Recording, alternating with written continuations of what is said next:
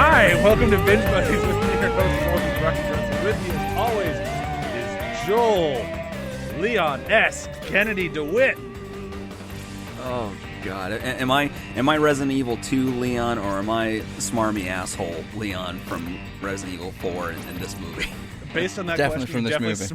smarmy asshole from this movie. Okay, sweet. All right, I'll try to play it up here. Yeah, do your best, because it's a tough role apparently. Yeah. And with us as always is Matt Zombie Dog Dykes. I do not like the cone of shame. That's good. That's real good. That was a good one. I didn't see upcoming. That one caught me off guard. Matt, there's a very real possibility that throughout the rest of Binge Buddies, your name is just going to stay Matt Zombie Dog Dykes, because I really like that nickname for you. Running out of talking dog characters. Yeah, it's gonna. By the time we get on like a new show, it's gonna be like, why is Matt named Zombie Dog? I'm just never gonna explain it. So you have to go back and find out. And he always tries to come up with talking dog characters. That's on him. I had nothing to do with that. Well, the first few were just organic, and then it became a point where I'm up to doing fucking research for talking dog characters now. You know, when they make a movie on your life, it's gonna be called Zombie Dog: Origins. Zombie Dog: Origins. How Matt got kicked off Facebook. Don't be telling them that. God. Yeah, follow Matt on Facebook. Oh, you can't. I'm still on Facebook. I just can't post anything. Every time I click, I can't even react to stuff. I can't even like stuff. Mm-hmm. Well, that actually kind of plays into today's movie a little bit, because I don't feel a lot of things about it, but I don't think I'm alone in that. We'll see. We'll see. Yeah, I feel like I'm going to be the outlier in this episode. If you enjoy the movie, you're definitely going to disagree with me. Although I will say I did enjoy it more than my first time through. Like, I was suspecting I would, but I still think it's fucking not their best. Before we get started, I should mention again, sorry, Graham can't be here. Graham had to move, so he is in the middle of moving states. But he has told me he's going to do his best to come back for our wrap-up episode in another few weeks here. So he will not be on this week or next week because of his moving. But he says, "What's up?" And he didn't watch either one of the movies, so he has no opinion. So when you say moving states, do you mean states as in like California, or he's going from a liquid to a solid? Both, actually. He's going to be a liquid in Arizona. Oh, okay. See, I mean, state of mind, Arizona is hot, so I think a lot of people are liquid in Arizona. Yeah. I think that's the logical conclusion of that joke. Moving ever so quickly along. So this week, tried. This week we are starting up the what is this? The second movie, if you will, in the second trilogy of Resident Evil films. If you're not listening last week, or if you're Joel and not with us last week, I framed these movies as we have the Zombie Apocalypse trilogy, where it's Alice versus Zombies, which would be the first three films, and then you have the Umbrella trilogy, which is the second batch of three movies, where it's Alice versus Umbrella. And now we are in part 2 of Alice versus Umbrella, and it starts well. I'll give it that. I like the first 5 minutes. Yeah. I that sounds like a really mean shot at the movie, and then we'll do a quick breakdown here in a second. But I honestly do think the opening credits are shot really well. I think they're cool. I like the whole Yeah, that opening is solid. That's really and I'd say that the bookends are good. The opening 5 minutes and like the last 5 minutes are fucking cool. The rest is the rest. It's like a sandwich made out of French toast for the actual pieces of bread, and then like moldy bananas in the middle. Yeah, or maybe just like slightly. Tomorrow they'll be moldy. Like today's like the last day you can eat them, but you probably don't want to eat them, but they're there. Like that's kind of what's in the middle of this sandwich. It's like you probably should have made banana bread out of enjoyed those. this one. Well, that's good because you're up for a breakdown. So do you want to tell us really quick what happens in this? Oh, really as soon as quick. you said you liked this movie in our chat, I'm like, oh, he's doing the breakdown because I'd just be mean the whole time. Your new name is Matt Moldy Bananas. I don't know what's worse, moldy bananas or zombie dogs. I mean, I suppose Moldy bananas. you'd rather have moldy bananas coming at you than zombie dogs, I suppose. Mm-hmm. I mean, I don't really want either, but Well, fair enough. If I'm giving the breakdown on this one, strap in, because that's what you need to do for this film. So first of all, you start off in everything going in reverse slow motion for reasons, and then we play it back in forwards again because we've got to pad out the runtime a little bit more. Then Alice does a debriefing of the last few films and refers to Jill Valentine as her friend, which were they ever really friends? I didn't ever get a friend vibe from that. any person Alice spends time with, like person, not zombie, she's friends with. Like, I've made my peace with that because that's kind of for everyone through the whole franchise. If you spend 5 minutes with them, they're good friends. Yeah, that's true. And when there's nobody left in the world, Yeah. There's like they say in the next movie, there's like 400,000 people left in the entire planet. It's like, yeah, okay, they're all 4,000, I think it was. Is it 4,000? It's even Yeah, less. it's Like, yeah, they're all buddies. That's 4,000 best friends. We're all friends now. Oh God. She does a standard debriefing thing where she talks about the last films for about 10 minutes, and it actually felt like 10 minutes. Then she wakes up in a happy suburban house with Carlos as her husband, and he calls her babe about 50 times in the space of 4 sentences. Hey babe, babe, babe, ooh babe, ooh babe, babe, babe, babe, babe, babe, babe. Chill, babe. Sorry. Keep going. Yeah, that really annoyed me. And then it turned into the opening of the Dawn of the Dead remake. Yep. They end up in a car which gets T-boned by a garbage truck, and Alice turns to her deaf daughter and sign language, "Are you hurt?" They've been T-boned by a fucking garbage truck. But no, they're not hurt. No Yeah. one in the car is hurt. They're all totally fine. Yeah, weird. Alice gets killed by a giant blade two-mouth, and then she wakes up naked on a giant umbrella logo with a piece of paper stuck to her naked chest. The computer shuts down, and a drawer opens with some dominatrix armor in it. Because, let's just... Yeah. Why do you store your dominatrix armor in the place that you are holding someone prisoner? We just got to move past this part. Like, it's just so stupid. It's just so stupid. So yeah, then we find out that Alice is on a giant holodeck. Star Trek reference. There's Japan. There's New York. There's Wesker looking like Max Headroom. Then Wesker does like a massive exposition dump as you know, we at least have one of these every one of the films. There's mention of a strike team which has Barry Burton, Leon, and Luther. Like the cast of the Resident Evil games. Yeah, Luther who didn't show off his watch though. Interesting. Nah, he must have lost it in the sewers. Then we're in New York, and air quotes New York, and Hammer Time Man's back, but there's two of them. She blows up a car. Please. Axeman, please. Wow, it's a hammer. That's an axe. It's a hammer axe. Sticking with axe, because Axeman is more fun to say. Yeah, fair enough. The Axeman cometh. That was terrible. Then it turns into Call of Duty Zombies in Soviet Russia. And then there is Alice takes quotation marks her daughter with her. There's a squad hunting them down made up of Michelle Rodriguez, Captain Exposition, Carlos, and Jill Valentine.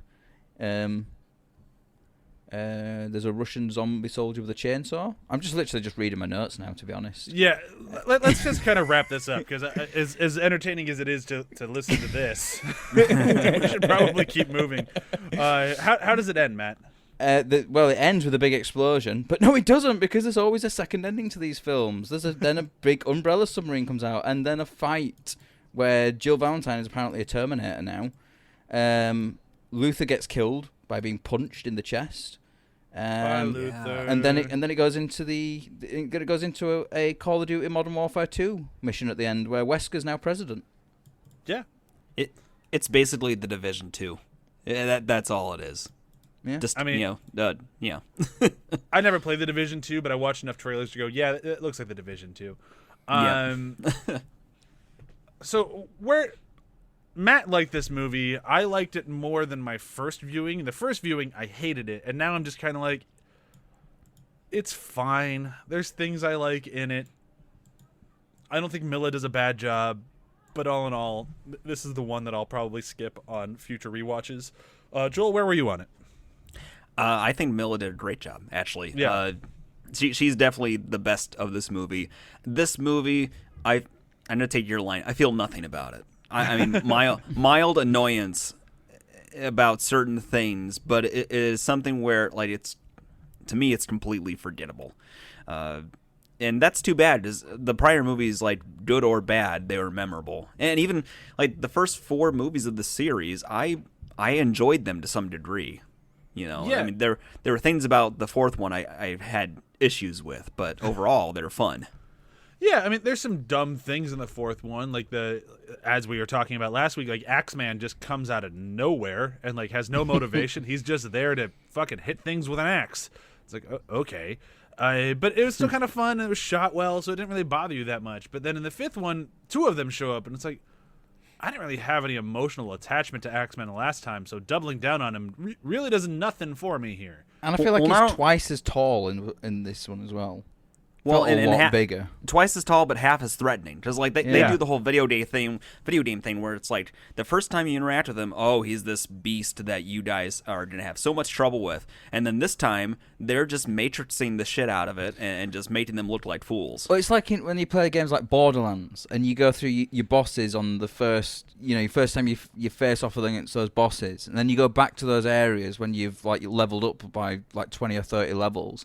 And it's like, bang, one shot and the boss is dead. And it's like, oh, does not seem that difficult now. And it just kind of feels like that a little bit. It goes to show you that level scaling is important. Yeah. But I will say, out of all the movies, and that's including next week's movie too, this is the one that feels the most actually like a video game. That's why I kind of enjoyed this one a bit more, I think. And I think that's why I think I was just in the right frame of mind for it. And it did feel more like a video game, to the point where it was almost like a joke, where it's, you got a random weapons cache that just comes out of the floor for no reason. Like, oh, you're about to face off against a boss army here. Here you go, you might need these weapons and some ammo and some health packs and, armor and stuff like that. And it's like, how are you going to get out of this thing fast? Here's an upgrade, a grappling hook. And it's like... Yeah. It's like, I think I've seen this part of a video game.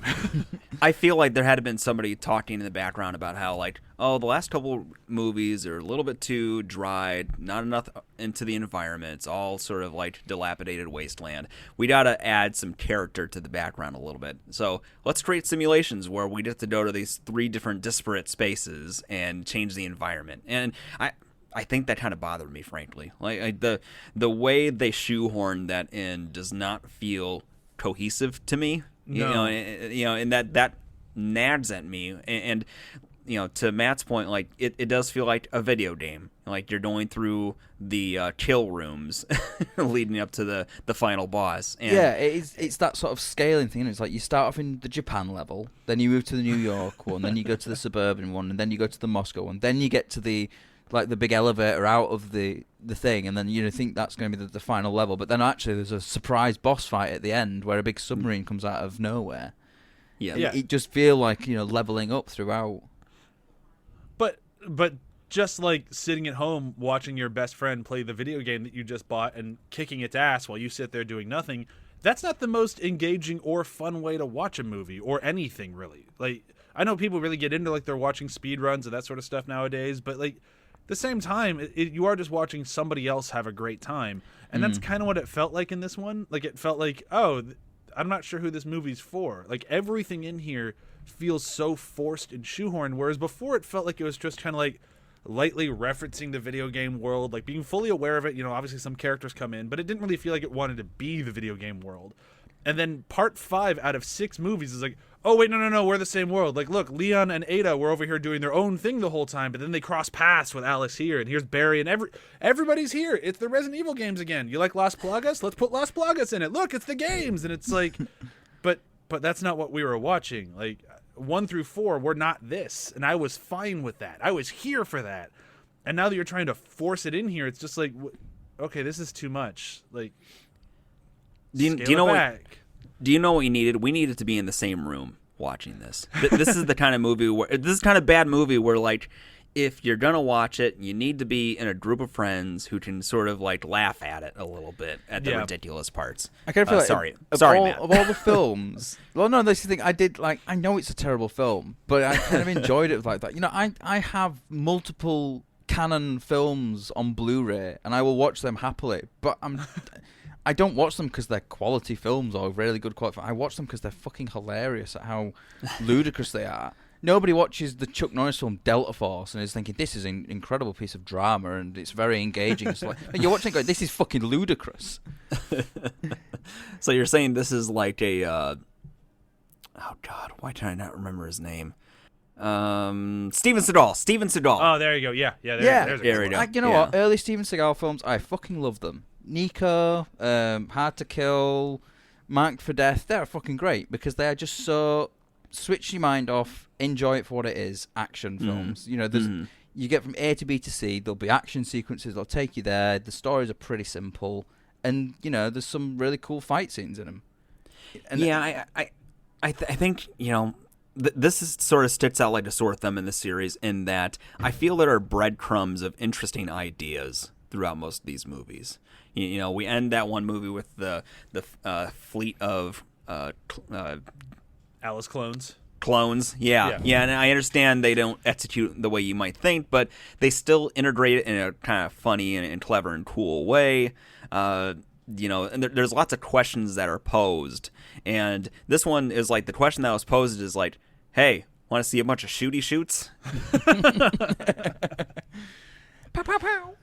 But and you're not wrong. Like even the marketing for this thing was a mislead. Like I think I mentioned it last week or maybe 2 weeks ago. Like the tagline for this movie was "Evil goes global." Like that's what they kept saying. But if you're a fan of this series, you know evil's already gone global. The world's dead. Like so, what are you trying to say here? Then when you start watching, it's like, oh, global means you're just playing a video game in simulations that are mimicking the world, whereas you're just in the one place the whole movie. Like it's a bottle episode. Yeah, and that's what I called it back when I saw it. Like this movie's essentially a bottle episode. On my rewatch, I'm like it's more of a clip show than a bottle episode. Like this movie feels more interested in telling us about things that we're interested in than actually showing us something to be interested in. It's that Community bottle episode or clip episode where it's like, you know, they're showing clips that never existed in the prior. Yeah, it's kind of like that. But when I was talking to Chewie about it after I watched it, and I don't think she's watched it since theaters either. That's kind of where I came at. I'm like, this movie's more determined to reference things more interesting than itself than to make something interesting. And that's proven by things like having Michelle Rodriguez back as Rain. And it's like, oh, she's back, but she doesn't remember who you are, and she's kind of a bad guy now. But also, she's also just a clone, so she's not really that big of a deal. But look at her super X-ray punch! And it's like, what? And it's like, okay, cool, we have Rain back, but she doesn't remember anything, so what's the point of having Rain back? And the same with like Captain Exposition showing up as well. It's like, oh, remember this guy from the first one? Yeah, I do. Okay, cool. So does he remember her? Nah. No. Oh, is he going to get his memory back? Nah. No.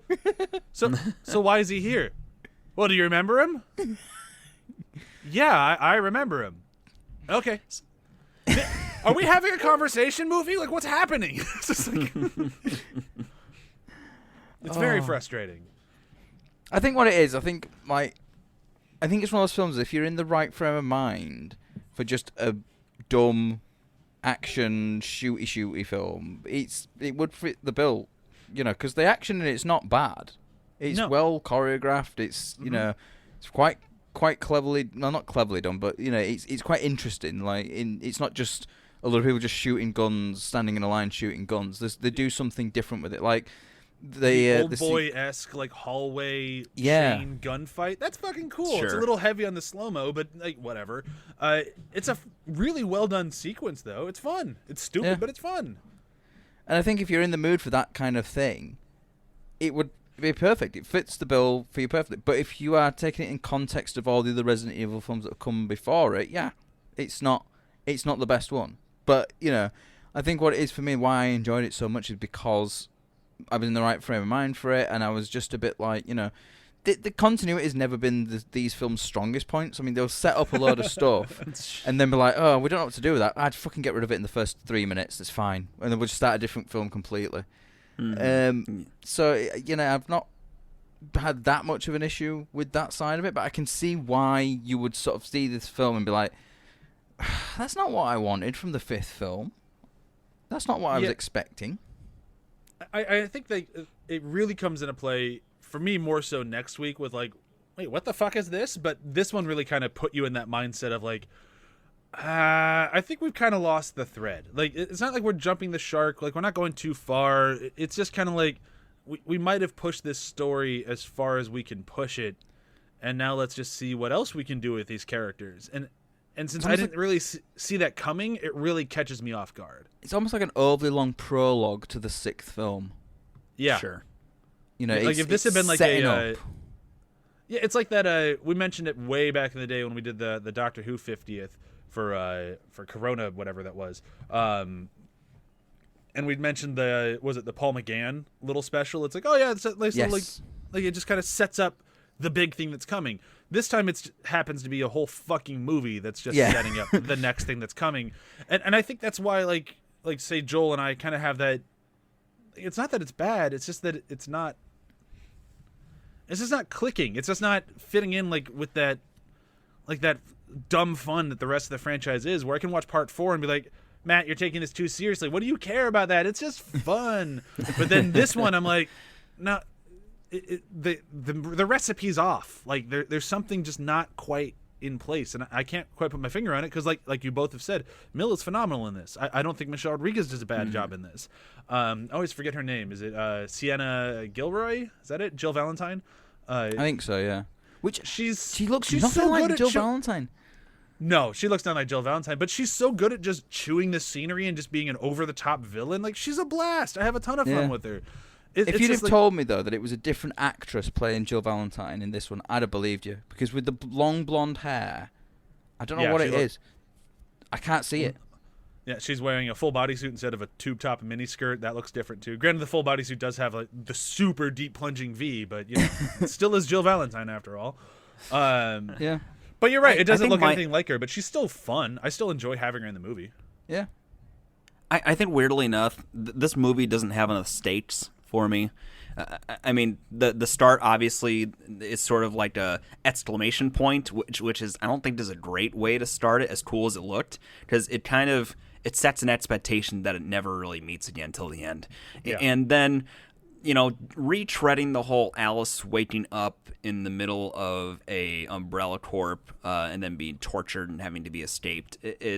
It's one too many times for me, I think, and then I don't resonate with the story of her trying to save a cloned daughter. Like it doesn't feel like there's any real connection, because she's only in that simulation with her for a whopping like, let's say a couple hours worth of time, if that. So it really doesn't. It doesn't even feel like as well that was actually in it, because we see it's a clone of Alice, because you see the dead body of Alice there as well. So it's not even her that's had that connection with this daughter, quote unquote daughter. Yeah, this is just a little girl who said mom. Yeah, right. It's trying to play the whole thing that WandaVision did recently, which is trying to assign weight to these children that are presumably your children, but it doesn't connect. It doesn't work. Yeah, it's kind of a bummer, but at the same time, like I see what they're trying to do, and Milla does the best she can with it. But yeah, it's another thing that just didn't fully click. And then apparently they agreed with us because she's written right the fuck out. So yeah, yeah, she never comes back. Leon doesn't come back. A doesn't come back. Fucking Jill Valentine doesn't come back. Yeah, I know Jill Valentine, who's been like a major character now for a couple of movies. Yep, she's gone. All fucking gone. And it's funny. No explanation as well. We'll get to it next week, but like even the death of Luther is just so minimal that when the movie, when part 6 started, I'm like, where's Luther? And like, oh yeah, he got X-ray. Yeah, he got punched in the chest and died. Apparently, He died on his way back to his home planet. Yeah. Oh boy. Yeah, I mean, his death is sort of like ran right over anyway during that sequence, just because of how fast the fight at the end was going. Yeah. It was just boom, boom, boom, boom. It's like he died. Nobody has time to process it. It goes straight into more action. And what gets me, Alice gets hit in the same way, the same fucking X-ray thing, but she's okay. Well, she's Alice. And it's like you even see the heart go whoa as well. The same thing that it did, and it's like, well, hang on a minute. If Alice is okay, maybe Luther's still okay, but. I'm guessing they're just trying to show cracked ribs on her, maybe instead of outright bursting heart. Like my notes, I read it, and it's like she's basically Kano now, trying to pull the heart out of people's chest. And but I also enjoy that, like Luther gets super X-ray punched in the chest, falls over in a heap, and dies. Leon then gets punted across the world, slams into a fucking submarine. You see his head just snap against the thing, and he stands up like, "Whoa, that was a twist!" Like, come on. Yeah. Yeah, but I think this is where Milla's acting really is highlighted as great, because out of all the people getting their ass whooped, you can feel like her pain and her like struggling to continue throughout it. Her facial expressions, the way she sort of like gasps and groans, and when she gets hit, it feels sincere in a way that the other ones feel more cartoony. Oh, for sure. Like when you see like Jill's about to kill her, it's like, oh wow, she's lost this fight. Yeah. And like she knows it. Like she sells that scene. I mean, my favorite bit about that entire fight though is just, because I just pissed myself with laughter. I had to actually pause the film for a few seconds because I don't know what it was, but something about it just really got my funny bone. And it's the bit where Jill gets her staff out, and it all extends out, and then these tiny spikes just go beep at the end as well. And I don't know what it was, but I just had to pause because I was laughing so much because it was just the thing like, yeah, look at this staff that's extended, and these tiny spikes as well. It's not an Umbrella product if it's not just slightly over-designed. All right, I think that's pretty much everything we can say about this thing. Let's move into best kill. Best kill. Matt, why don't you go first? I feel like this one's probably going to be not on anyone's list, to be honest. But I mean, maybe it is. So for my best kill is actually when Barry Burton gets killed. I love Kevin Durant. Yes, That's he's who it is, right? so fucking good. Like I as soon as I said his name, I was convinced I said it wrong. That is Kevin Durant, right? Yeah, it's Kevin Durant. He's great in Smoking Aces. He's also been in a few episodes of Stargate SG-1 as well. And he's one of really the best good in villains that. of Lost. Easily one of the best villains in Lost. I must have given up before he joined because I don't remember seeing him in Lost. He's one of the only villains in Lost who's just straight up evil. He doesn't have any side plays. He's not trying to play games. He's just there to be fucking evil and kill people. He's great. Nice. And for the sounds of it, actually a nice guy in real life. I've heard Everything that as well. I've seen, yeah.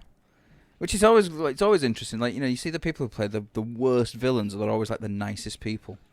Yeah. Alan Rickman, for example. Yeah. All right. What's your kill? Barry Burton. Barry Burton dying or? Yeah. So it's where it's sort of like when he dies, but he sort of gets shot, throws his gun up in the air, and then everyone thinks he's dead, and then he grabs the gun and sits up and then shoots Captain Exposition before they get shot multiple times again and is actually killed. I just found that really cool, and it was just like very in keeping with his character of going out, because he did that line as well, where he's like, "Yeah, go! I'm actually having a lot of fun as well." He lights a cigar before he goes through that sequence too, Yeah. because he wants to go out like a badass. Because smoking's cool in these films. It looks fucking cool. You gotta die smoking. That really is a theme throughout. It really is. It's never as cool as it is in 3, though. 3 still has it the best with the jazz hand zombies and everything. Yeah. So fucking cool. All right. My best kill, it's going to be kind of it's not necessarily a cheat. It's just the whole hallway sequence. The chain and the gun. Everybody she kills in there is my best kill. Like, that whole sequence is just awesome. Like, I like the overdone slow-mo, which could have been maybe just slightly lessened, but for the most part, I loved it. Like, I like good hallway sequences. I loved them in The Raid. I loved it in fucking Old Boy. Like, all those sorts of things. It's just kind of cool when it's done well. And this one, I think, did it really well. Daredevil season 1 has a really good hallway fight. Yes, it does. Is it season 1 or season 2 does it as well, don't they? When he's going to get the Punisher? I think they do it again in season 2, but season 1 is the first time they do it because he's got that. The one I remember is the one where he's got his first outfit where it's just like a little hood thing on. Yeah, I think they do it again in season 2. They're both great though. Yeah. Because 2, I remember that he shoots somebody with a shotgun in like the head, and it's like, wow, they didn't cut away from that at all. Whoa, Yeah. Whoa, Marvel. Yeah, I really, really hope they do that Punisher reboot they've been talking about with John Bernthal. We'll see. Yeah. Joel, what about you? Best kill? I'm going to bend the rules like you did. That whole starting sequence on the Arcadia is probably my favorite kill scene of the whole movie. And the reason why isn't as much even like the events that happened to it. It is the way that it was set up in the last movie and then what happens in this movie. That's just wild to me. It feels a lot like Thor Ragnarok to Avengers Infinity War, where like you're ending the movie on, okay, we are this group of people who are now migrants looking for a new home and hopeful, and then it's just the start of this is just like, okay, there goes all your hope. There goes all your... Yeah, they're all dead. It's ending on this, how are they going to get out of this one? And then it starts with, they won't. Exactly. They're dead. Exactly. They're all dead. I kind of respect the movie for just taking that Paul. It's kind of incredible. I mean, can it really now be I'm just classed gonna as say best that it's kill? Because if anything, they it's kill a shit. unkilling. It's a slaughter. It's a There's slaughter. lots of kills. They all It's fucking unkilling die. though, because it's all played in reverse. They're all coming back to life. He just said the whole opening bit in the Arcadia, so that's still them dying because it still has to be played in forwards later. So I'm taking. I'm sorry. Those are just the intro credits. They don't count. I'm just being a dick. I'm aware. I think we're all aware. I have two settings. I have sarcastic and dick. That's the same. And Okay. sometimes the two will merge. All right, Matt, Moldy Bananas Dykes.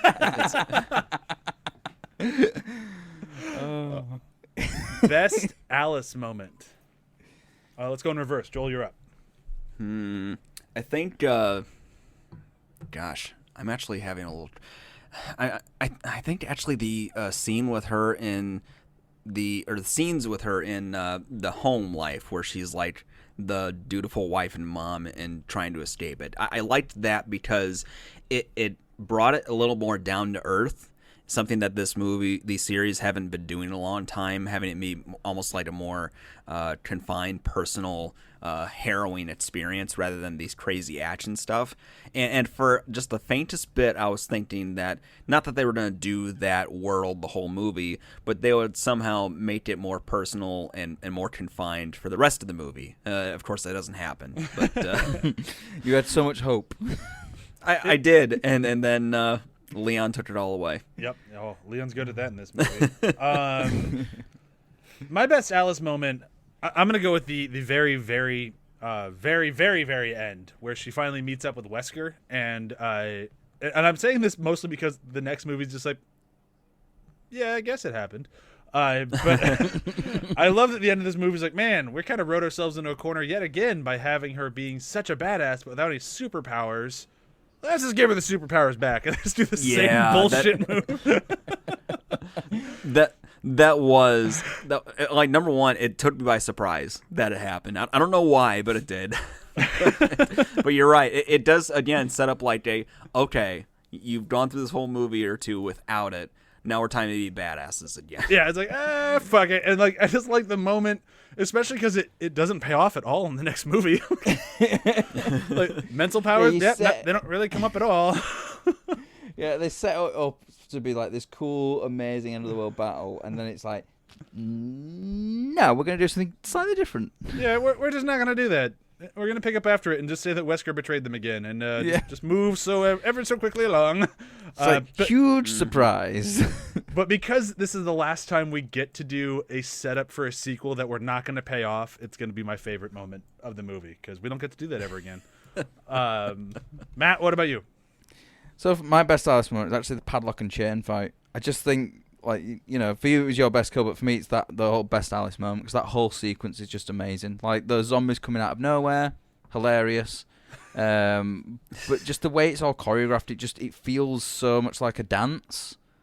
And it's maybe a bit overly choreographed, but you kind of want that every now and again in an action sequence, just to look at the beautiful elegance of all the movements and things like that. I just think it's very cool. And you can tell that she does a lot of her own stunts in there. Like, you can tell that's her. Like, it's not her all the time, obviously. She has a wonderful stunt team throughout this entire franchise, but you can tell she did what she could, and I thought that was pretty cool, too. Did she used to be a dancer as well? I know she was a model. She could have been a dancer as well. That wouldn't surprise me. But I know she was a model before, I want to say, Days of Confused time. She was a model. Yeah. Maybe I'm getting her mixed up with someone else. She very well could be a dancer. I don't have an answer for that. Yeah. Although I do feel like the Alice and Jill fight, as I was watching it, I was thinking to myself, like, the fight should have ended with Jill just turning to Alice and going, "Who's the cool one now, bitch?" And then lighting a cigarette, of course. Yeah. Gotta stay on brand. Only she... Yeah.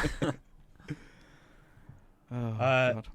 All right, so I think that's it. We can do a quick round of plugs, and then we'll say goodbye. Prepare for the final chapter. I can't believe it's already over. I'm going to be okay. Mm-hmm. For me, plugs. Be sure to check out Behind the Hype on Thursdays. We have finished up Cianzano month, which was, I had a lot of fun. One of our co-hosts dropped off halfway through, and the other one didn't really enjoy it too much because these movies are really heavy and hard to watch. But I think that's why you should watch them. So go back and check out Cianzano month. And for the month of March, we're doing Toho Godzilla films, but specifically from the Showa era. And we just recorded... What was it? King Kong versus Godzilla. We just recorded that one, and then we're going to record Son of Godzilla up soon. And those are all a ton of fun movies, so be sure to check those out. And also be sure to check out Damage Boost and Demon Days. And that's it for me, plugs. Joel, what about you? I own a podcast called Super GG Radio. It's a video game podcast. This past week, we played a demo for a game called Fights in Tight Spaces, which is a card battler, except it is in the small space, and you're acting as if you are like a badass from an action movie with each turn. We also do Twitch, YouTube, which we're starting to churn up actual video content, so check that out there. My wife and I do a podcast called Afterthoughts. So far, it's a book club. We are going to release one on 1984, the first part, this week. Matt, what you plugging? Well, again, I will talk about my old articles because there's nothing new coming out. But I had some pretty cool news. That's not my news, but basically I found out this week that Bosch, even though it was going to end at season 7 on Amazon, has been picked up for a spin-off, quote-unquote spin-off, with all the same cast returning. So I'm really excited about that. So I did actually write an article about Bosch and why you should watch it, because it is a fucking great crimes series. So yeah, check that article out and or watch the series. All right, thank you everyone so much for listening. This was a lot of fun, and we'll be back next week with the final chapter. Bye. Bye. Later. Bye.